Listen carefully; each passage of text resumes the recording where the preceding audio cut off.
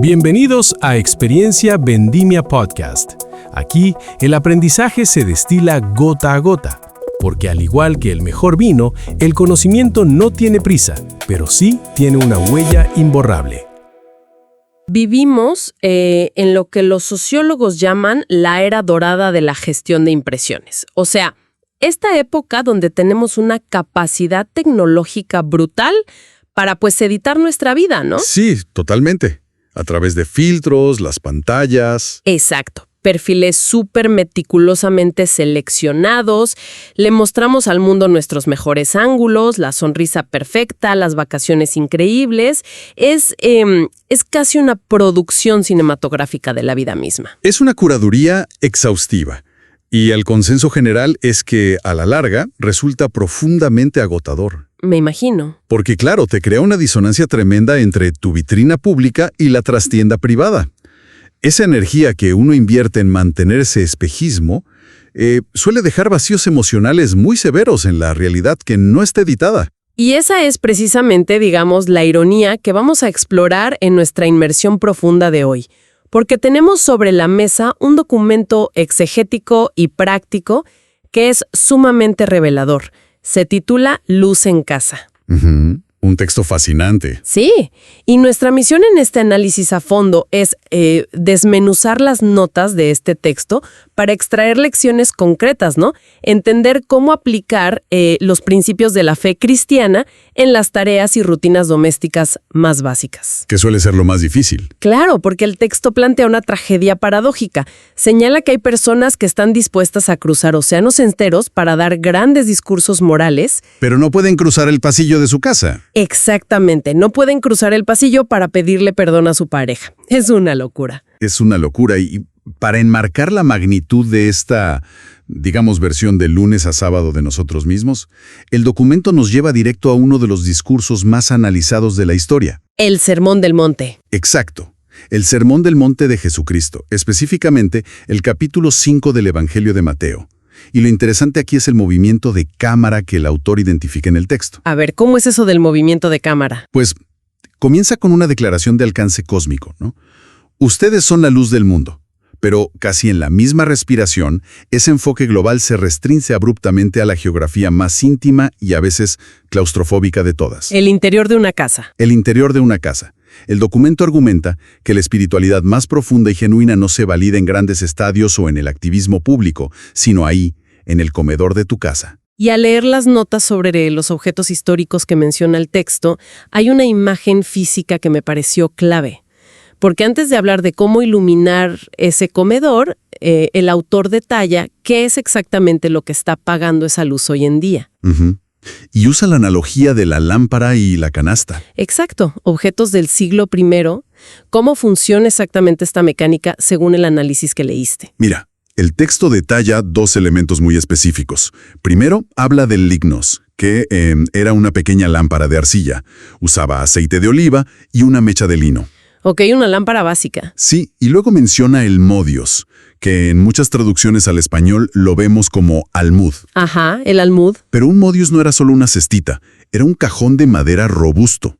Un recipiente que se usaba en el comercio para medir unos 8 litros de grano. Wow, un cajón pesado entonces. Exacto, entonces la premisa es la advertencia de Jesús sobre lo absurdo que es encender una lámpara para luego ir y taparla con ese tremendo cajón de madera. Y esa imagen física es fascinante si uno lo piensa.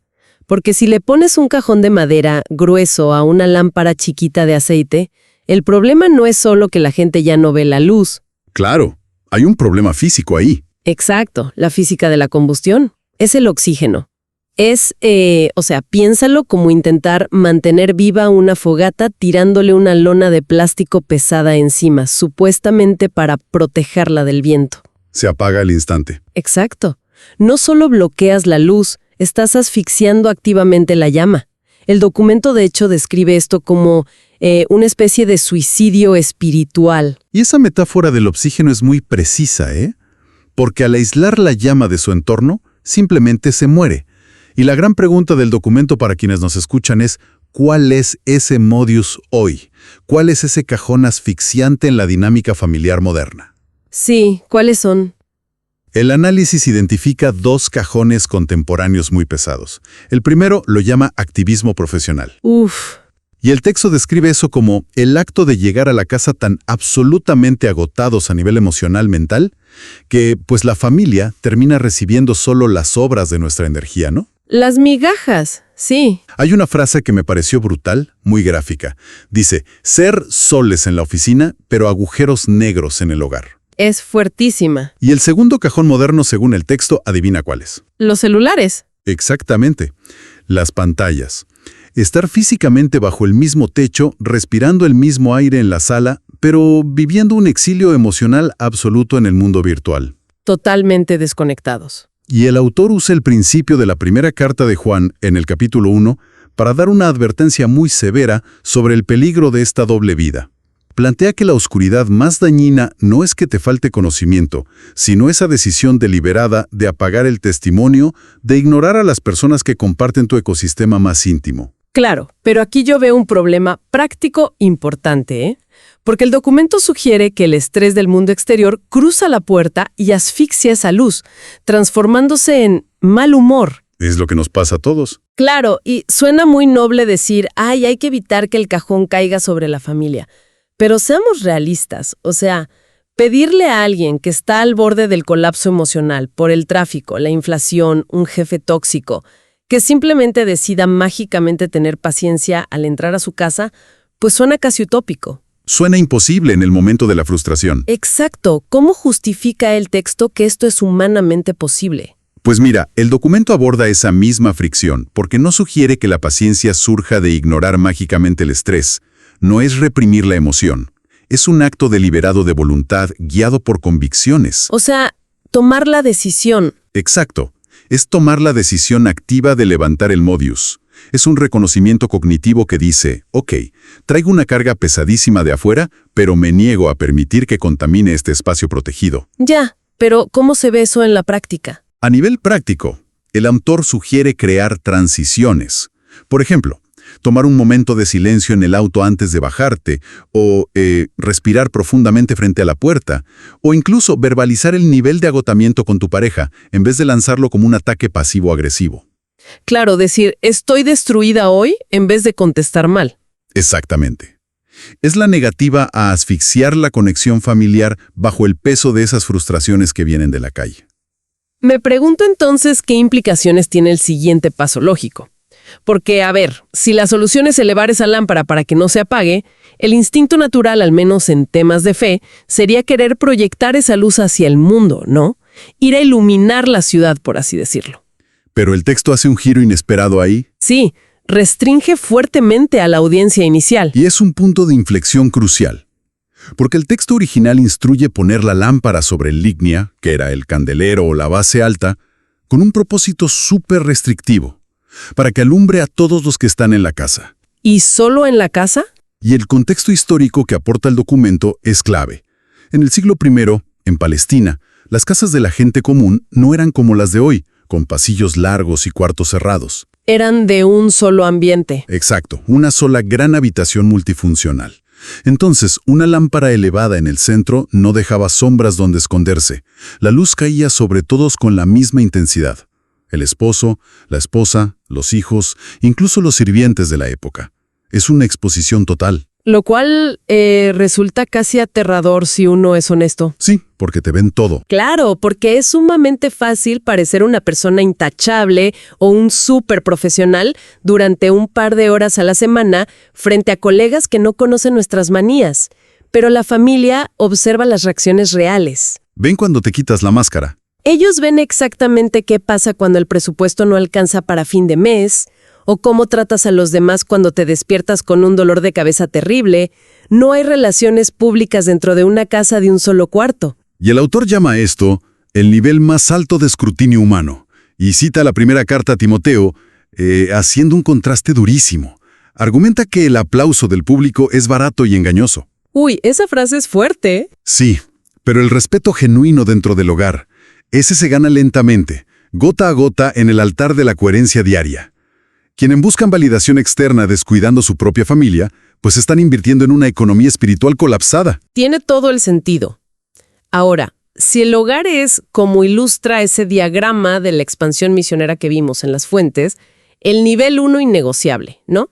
Donde todo se tiene que probar primero. Pues surge la duda de cómo se hace esto tangible. Porque las grandes crisis no pasan todos los días. Exacto, las crisis existenciales son raras, pero la fricción de la rutina es de todos los días. Lavar los platos, llevar a los niños. El texto aterriza esta coherencia en rutinas manejables, para, digamos, criar niños pequeños, o se queda en pura teoría teológica. No, el autor es súper pragmático aquí.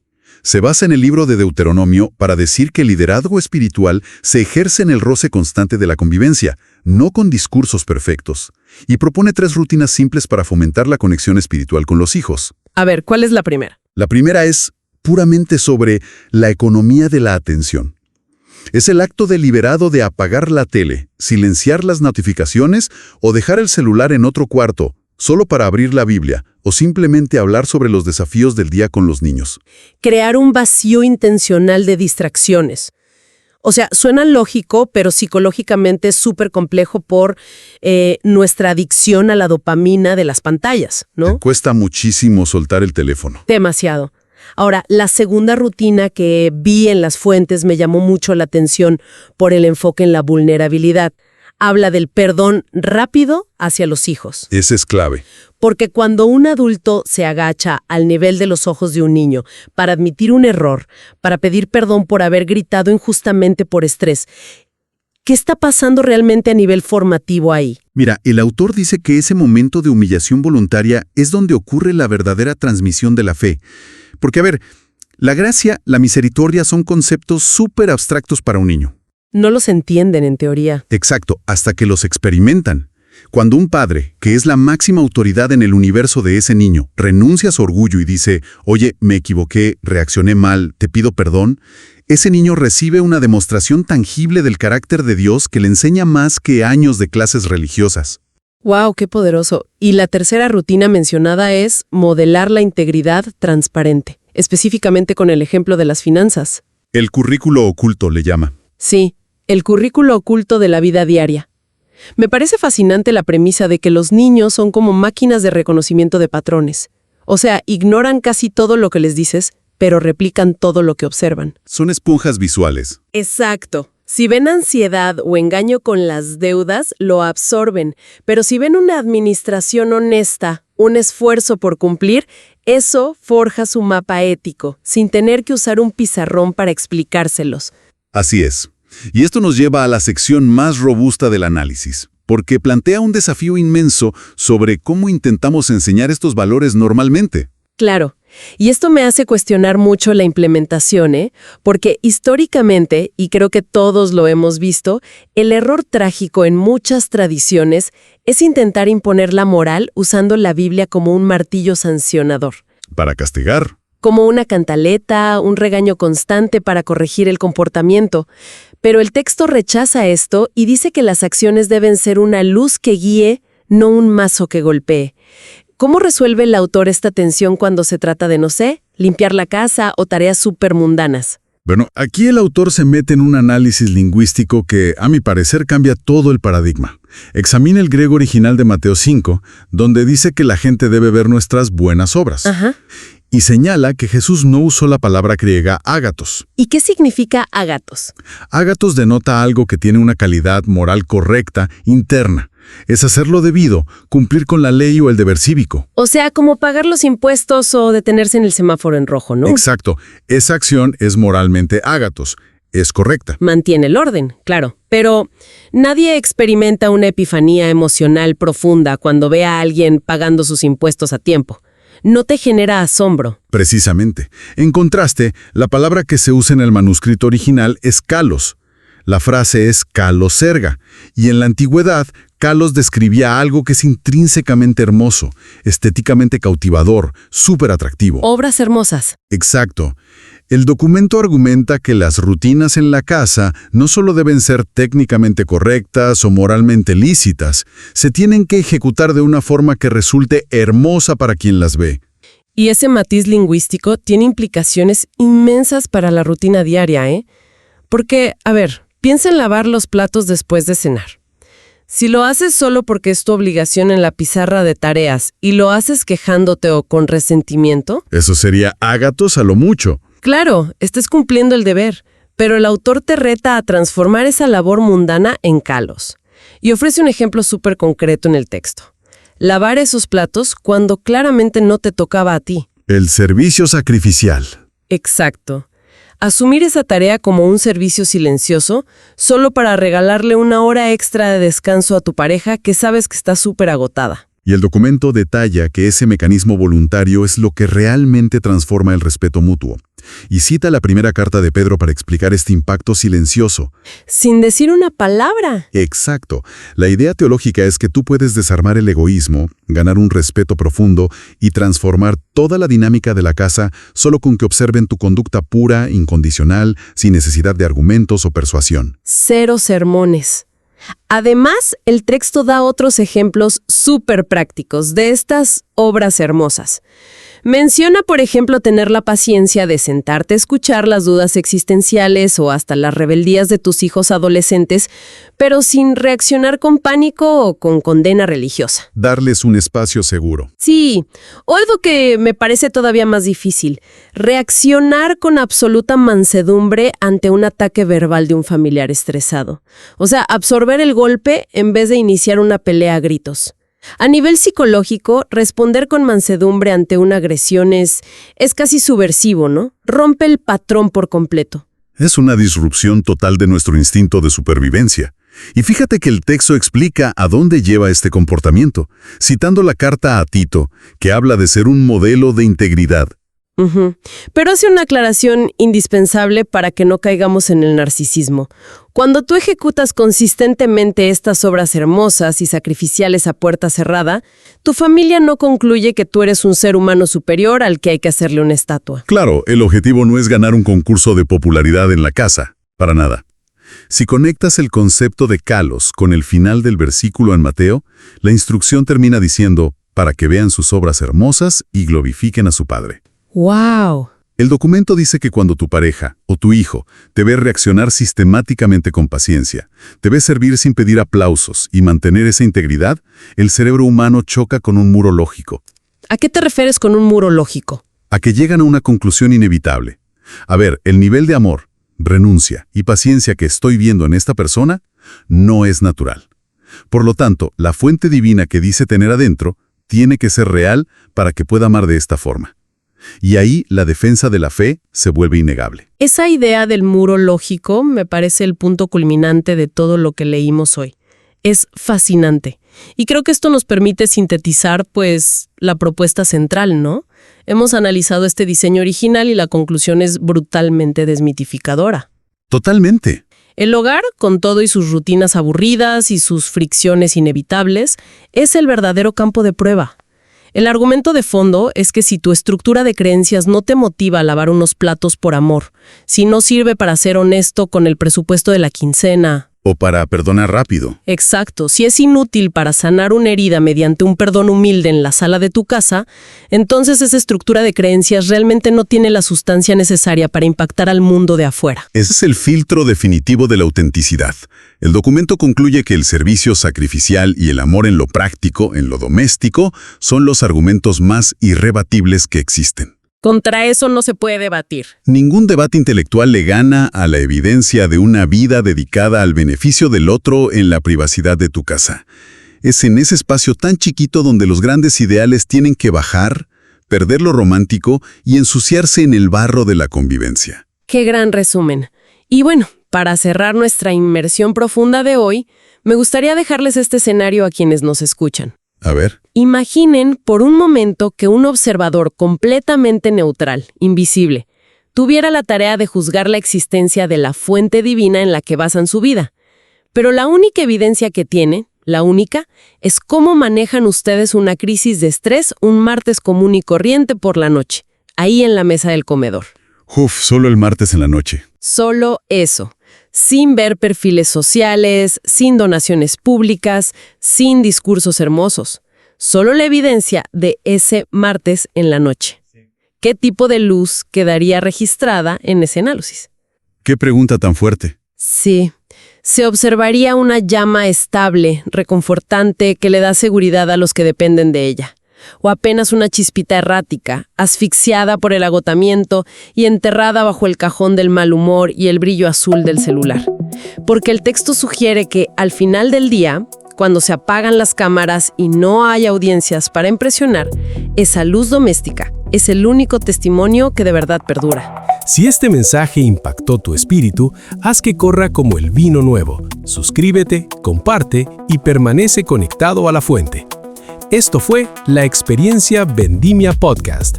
Ve y da fruto que permanezca. Bendiciones.